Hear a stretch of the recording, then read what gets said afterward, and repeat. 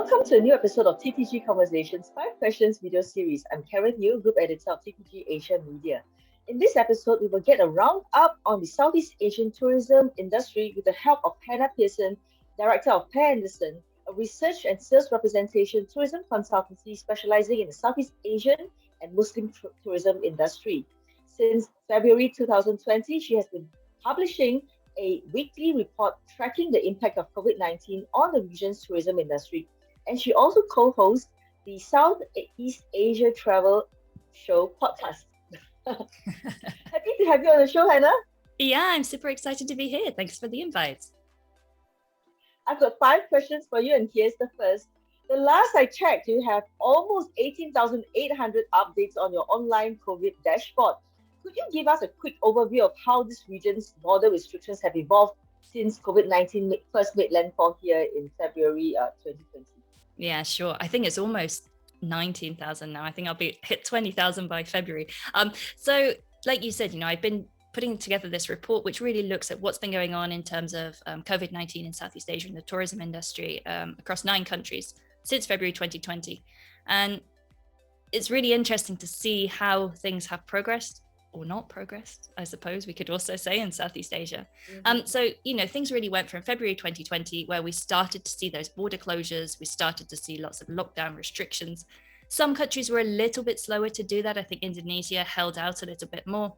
But pretty much by March, April 2020, most countries had quite a strict lockdown.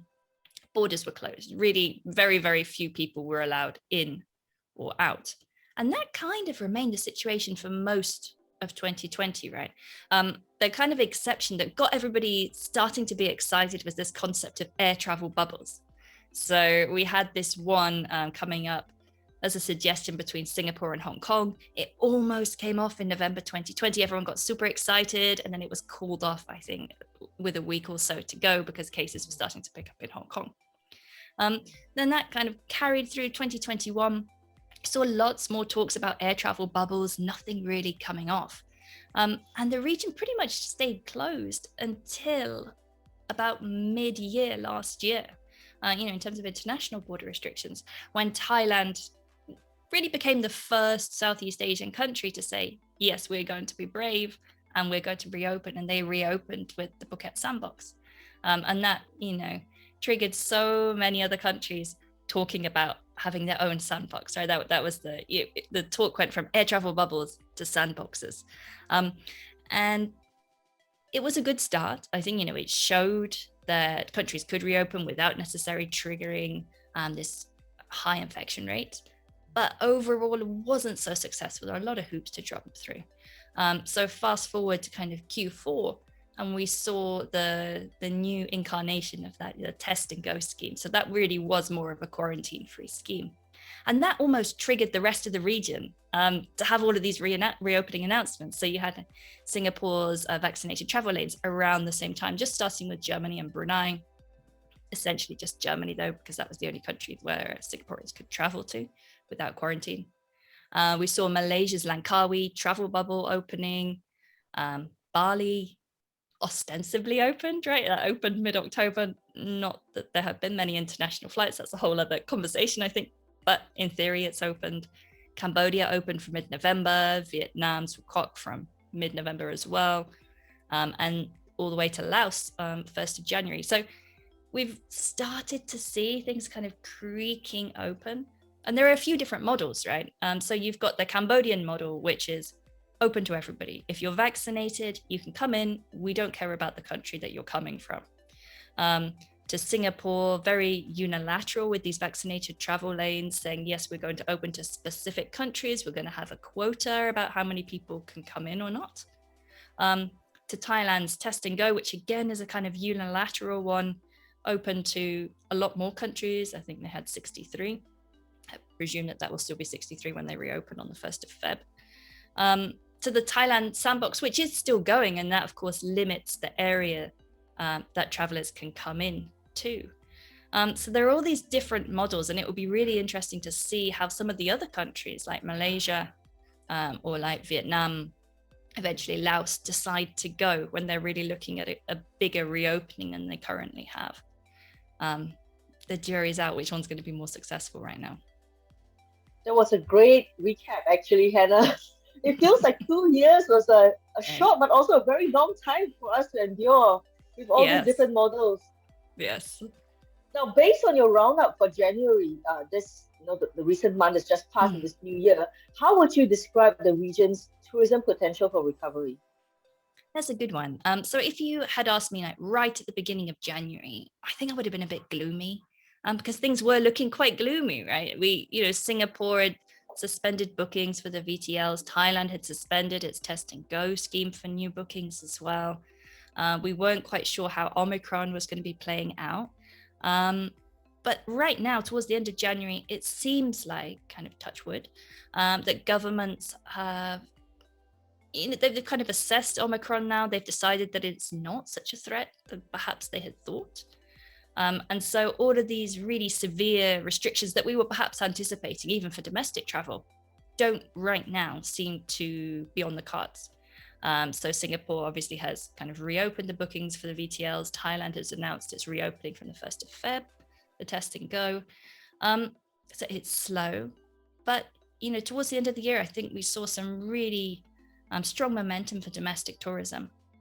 And we haven't really seen, apart from the Philippines this month, we haven't really seen any countries really getting very, very strict on domestic travel. So the hope is, going into Chinese New Year now, the Lunar New Year, we've got plenty of other public holidays coming up, like Thailand Songkran, April. I think things are starting to pick up. I mean, it's not going to be overnight, boom, but I'm definitely feeling more optimistic than I was at the beginning of this month. Let's put it that way. I agree. Now, most of the region's government have committed to shift the pandemic strategy into endemic mode, that is to live with COVID. Do you see recent travel restrictions in response to Omicron reflecting this commitment? In other words, do you see travel restrictions changing less drastically now compared to when Delta first emerged? Yeah, definitely. I think, I was kind of already alluding to that a little bit. So, when Delta hit last year, it hit pretty much the middle of the year, but the vaccination rates were not where they are now.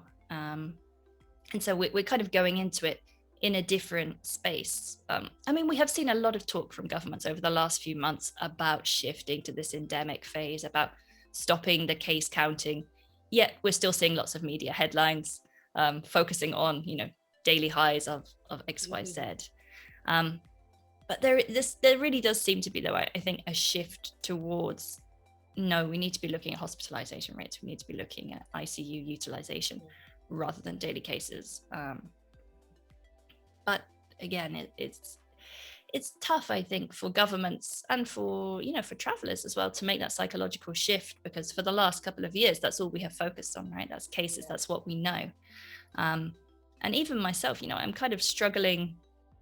This daily report that I've been putting, this weekly report I've been putting together, I have been using absolute cases and absolute deaths, and now I'm trying to sit back and say, actually, okay, what can we use instead? But there's still a kind of lack of unified data out there. Some governments provide a lot more detail. So Malaysia is really great at this now. They give really, really detailed hospitalization, everything else. Whereas some other countries are just still giving case numbers. So I think that governments need to get a bit more granular with the data that they are providing. But we are seeing that shift again, towards this endemicity, with Thailand reopening, with Singapore reopening. Malaysia has done things like changed some of its quarantine policies. So now if you are fully vaccinated and you had COVID and you wanted to enter Malaysia, you don't need to quarantine anymore. If you're fully vaccinated with a booster dose, you're only going to have a 5-day quarantine. So little by little, we are seeing these steps. And I think Asia is just a cautious region, and Southeast Asia is a very cautious region. Singapore government is always talking about calibrated. It's always taking a calibrated approach. But I think that's very true of the region. They don't want to take these missteps. I think they're a bit scared by all these huge numbers that are appearing in Europe. But Europe seems to be kind of getting through it. Even for Europe, it doesn't seem to be as bad as it was last year. And I think Southeast Asia is kind of taking hope from that. That's right. Your weekly report also tracks vaccination progress across Southeast Asia. The rate of vaccination continues to be rather uneven within this region. What does this mean for travel and tourism recovery progress? Yeah, I mean, it's really interesting, vaccinations, because this time last year, I think only a handful of countries had started. I think Indonesia had started and Singapore had started, and everybody else was scrambling around, right, to try and get the supply. Um, I think we're now in a position where most countries in Southeast Asia do have the supply, but it's managing that rollout. And particularly for countries like Indonesia and the Philippines, where they are so big and they've got so many islands, it's really a logistical struggle to do that. So you'll find, the Metro Manila, Jakarta, these are places that are really highly vaccinated. They're rolling out booster doses there. But, in other more remote provinces, it's a lot more difficult. The thing is, we've seen, with Omicron, how Omicron has emerged, is that if you don't have that kind of blanket immunity in that the majority of your population is vaccinated, you have all of these chinks in the armor, right? Ways for the virus to get in. And this is worldwide. It's not just Southeast Asia. We've seen how the inequality with vaccination rollouts can trigger these variants. And Southeast Asia is catching up, but there are still some real laggards. But I do think that reopening is going to still be very, very tied closely to vaccination rates. So Malaysia this week, the Prime Minister was kind of hinting about reopening international borders, and it seems like somehow that is going to be tied to the percentage of population who have received a booster dose. My bet is 80%, but we'll see. We'll see what they announce 80% later seems on. to be the magical number, the much preferred number right? that a lot of governments are going on. Yeah, maybe it's lucky Chinese number 8. I don't know. So Chinese. I'm sure it's backed by science. 88%. No, I'm sure there's something more to it. No. So we are seeing that. But I think where this might go further is now, countries have got these policies. You have to be fully vaccinated to come in. Are we now going to see that change to have to be fully vaccinated plus receive a booster dose to be able to enter in? Cambodia was kind of hinting about that a few weeks ago. I haven't seen any more kind of updates. But that could be where it's going. And, if you're talking about an ASEAN recovery, you need that all the ASEAN countries to roughly be at the same level of vaccination, to be able to maximize that. That's right. Okay, intra-region travel was a critical segment of business for the industry pre-pandemic and is recognized as a vital driver for initial travel and tourism recovery for the region. What progress are we seeing in the facilitation of intra-region travel? Yeah, well, I mean, this is quite closely linked to the vaccines. Like I was saying, again, you need to be at that level, and that's really the difficulty I think that ASEAN has found itself in since the beginning of this, is that so many countries are on different speeds of recovery. And it constantly changes, right? So we can't always say, oh, Singapore has always been the one ahead. Generally it has, but it also had a bit of a blip last year, right, when cases started to increase. The same with Vietnam. Vietnam was doing really well in 2020, 2021, not so well.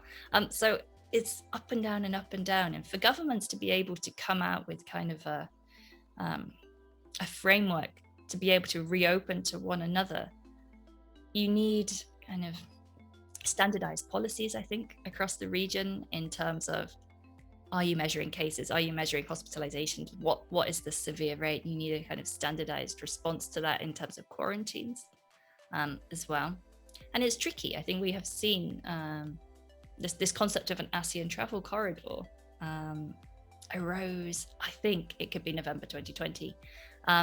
And every time ASEAN foreign ministers meet, they talk about an ASEAN travel corridor. And it inevitably never comes off the ground.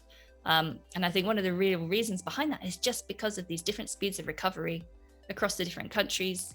The fact that everybody is really pursuing these different models of reopening that are, sometimes they're compatible with each other. And we have seen, for example, more agreements between ASEAN countries to reopen. So, you've got Brunei, Singapore, you have Singapore, Indonesia, this announcement about Batam Bintan, which is a kind of step forward, but you've still got this quarantine from Singapore, so it's not quite there.